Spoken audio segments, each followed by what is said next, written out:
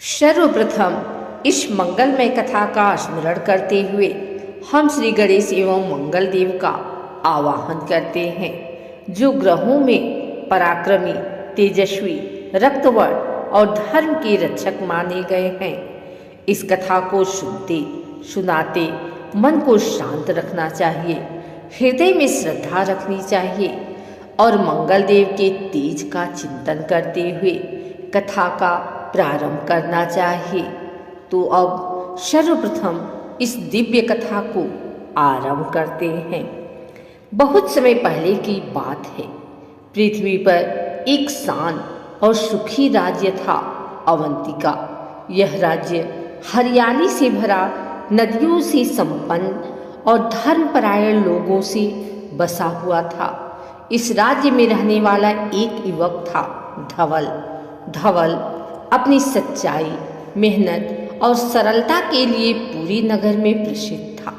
लेकिन उसकी एक समस्या थी, जिस काम में हाथ लगाता वह बिगड़ जाता।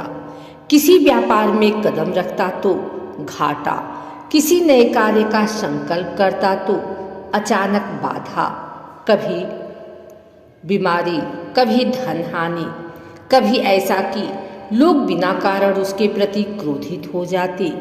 लोग कहते थे, धवल पर मंगल की दृष्टि असंतुष्ट है, उसके ग्रह अनुकूल नहीं है। पर धवल इन सब के बावजूद अपने पवित्र कर और सच्ची स्वभाव से कभी पीछे नहीं हटा। धवल की माता देवकी अत्यंत धार्मिक और ज्योतिष की ज्ञाता थी। उन्होंने एक दिन अपने पुत्र से कहा, बेटा, तुम्हारे जीवन में जो बाधाएं आ रही हैं वह केवल परिश्रम से नहीं हटेंगी। तुम्हें मंगलदेव की शरण में जाना होगा। ग्रहों में मंगलदेव वीरता के प्रतीक हैं और जब वह कृपा कर देते हैं तो कठिन से कठिन दिक्कतें दूर हो जाती हैं। धवल ने नमन करते हुए कहा, माँ, मैं तैयार हूँ, बस मुझे मार्ग दिखाइए। देवकी ने उसे बताया कि दूर जंगल के भीतर मंगल तीर्थ नाम का एक प्राचीन स्थान है, जहाँ एक सिद्ध मुनि अत्रि ऋषि के शिष्य महर्षि गालव तपस्या करते हैं।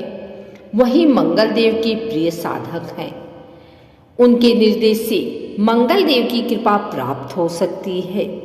धवल ने संकल्प लिया और अगले ही दिन पर्वतों की ओर निकल पड़ा। घने जंगलों, गहरे नदियों और ऊंचे पर्वतों से गुजरते हुए धवल 5 दिनों की यात्रा करके मंगल तीर्थ पहुंचा। तीर्थ के पास पहुंचते ही एक शक्तिशाली लालाभा वातावरण में फैली हुई प्रतीत हुई।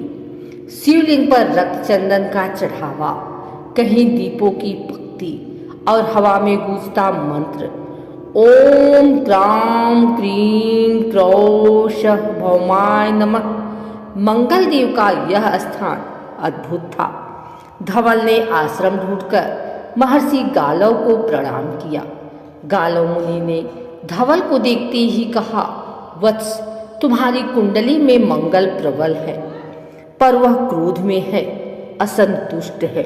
मंगल देव का प्रभाव तभी शुभ बनता है जब मनुष्य में साहस, सत्य और अनुशासन का संयोजन हो। तुम्हें परीक्षा देनी होगी, तभी मंगलदेव प्रसन्न होंगे। धवल ने विनम्रता से कहा, गुरुदेव, मैं प्रत्येक परीक्षा के लिए तैयार हूँ। गालव मुनि मुस्कुराए। ठीक है वत्स, पहली परीक्षा साहस की, दूसरी सेवा की और तीसरी समर्पण की होगी। रात गहरी हो चुकी थी। मंगल तीर्थ के आसपास वन में भयावह गर्जना सुनाई देती थी। गालव मुनि ने कहा, वन में दक्षिण दिशा में एक विशाल गुफा है। वहाँ वर्षों से एक घायल सिंह पीड़ा में है। कोई भी उसके नजदीक जाने का साहस नहीं करता। तुम्हें उसकी सेवा करनी होगी। यही मंगलदेव की पहली परीक्षा है। धवल बिना डरे चल पड़ा। गुफा के भीतर अंधेरा था और हवा में खून की गंध। सिंह का शरीर घावों से भरा था। उसकी दहाड़ पूरी गुफा हिला रही थी, लेकिन धवल के दिल में करुणा जाग उठी। वह धीरे धीरे आगे बढ़ा, घावों पर औषधि लगाई और भय के बावजूद सिंह के पास सारी रात बैठकर उसकी सेवा करता रहा। सुबह होते ही सिंह शांत हो गया, उसकी आंखों में कृतज्ञता थी। उसी समय आकाश में एक लाल प्रकाश चमका और एक तेजस्वी स्वर गूंजा, साहस परीक्षा उत्तीर्ण। अगले दिन गालव मुनि ने कहा, वत्स, आज की परीक्षा सेवा की है। नीचे घाटी में एक छोटा गांव है, वहाँ महामारी फैली है, लोग मर रहे हैं, कोई मदद करने को तैयार नहीं, तुम्हें उनकी सेवा करनी होगी। धवल तुरंत चल पड़ा। गांव में पहुंचते ही उसे भय, निराशा और रोने चीखने की आवाज़ें मिली, पर वह रुका नहीं। उसने बीमारों की सेवा की, औषधियाँ बनाई, बच्चों को पानी पिलाया, कमजोरों को सहारा दिया। 3 दिन वह वहाँ रहा। खुद बीमार होने के डर के बावजूद गांव धीरे धीरे स्वस्थ होने लगा। वापस लौटते समय आकाश फिर लाल प्रकाश से भर उठा।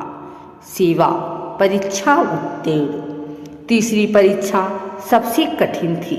गालव मुनि ने कहा, वत्स, अब तुम्हें बिना किसी स्वार्थ, बिना किसी प्राप्ति की इच्छा के संपूर्ण समर्पण और आस्था दिखानी होगी। आज रात्रि तुम मंगल तीर्थ पर 108 दीपक जलाकर मंगल स्तोत्र का पाठ करोगे। तुम्हें अड़िग रहना होगा, क्योंकि यह रात्रि भयानक होगी। मंगल देव स्वयं तुम्हारी परीक्षा लेने आएंगे। रात छाई, वन में गर्जन, हवा की चीखती आवाजें और दीपक बार बार बुझाने की कोशिश करती तेज हवाएं, लेकिन धवल अड़िग था। एक एक दीप को फिर से जलाता, मंत्र पढ़ता और मंगल देव का स्मरण करता रहा। रात के अंतिम पहर एक महाशक्ति सामने प्रकट हुई। रक्तवर्ण, 4 भुजाएं, तेजस्वी मुख, हाथ में त्रिशूल, शक्ति, गदा और वरद मुद्रा। वे स्वयं मंगल देव थे। मंगल देव ने गूंजती आवाज में कहा, वत्स धवल, तुमने साहस, सेवा और समर्पण तीनों परीक्षाएं उत्तीर्ण कर ली। अब तुम्हारी समस्त बाधाएं दूर होगी। तेरा मंगल अब शुभ मंगल होगा। जहां तुम जाओगे वहां सफलता तुम्हारे कदम चूमेगी। फिर मंगल देव ने उसका मस्तक स्पर्श किया। धवल के भीतर एक दिव्य ऊर्जा का संचार हुआ। उसके मन की शंका, भय, निराशा सब जलकर समाप्त हो गए। उसके चेहरे पर लाल तेज फैल गया। मंगल देव ने आगे कहा, जब भी तुम्हें कठिनाई आए, मंत्र जपना, ओम क्राम क्रीम क्रौ शः भौमाय नमः, और मंगलवार के दिन लाल चंदन, मसूर दाल और लाल वस्त्र दान करना। तुम्हें सदैव मेरी कृपा प्राप्त होगी। धवल जब वापस अपने नगर लौटा तो उसका जीवन पूर्णतः बदल गया। जहाँ पहले बाधा थी, अब वहाँ सफलता थी। जहाँ लोग उसे गलत समझते थे, अब वहीं लोग सम्मान देने लगे। उसने व्यापार शुरू किया और सफल हुआ। बीमारों की सेवा जारी रखी, सब उसका आदर करने लगे। उसकी माता आनंद से भर उठी। धवल ने मंगल देव के नाम पर एक विशाल मंदिर बनवाया, जहाँ लोग दूर दूर से अपनी समस्याएं हल करवाने आते थे। और इस प्रकार धवल अपने नगर का सेवक, मार्गदर्शक और महात्मा बन गया। जो भी श्रद्धा और भक्ति से मंगल देव और उनके भक्त धवल की यह कथा सुनता है, उसके जीवन से संकट दूर होते हैं, कर्ज कम होता है, शत्रु शांत होते हैं, कोर्ट कचहरी के झगड़े समाप्त होते हैं और मंगल देव की कृपा से मान सम्मान, साहस और सफलता मिलती है। मंगल देव की जय। मंगल भगवान मंगल करें।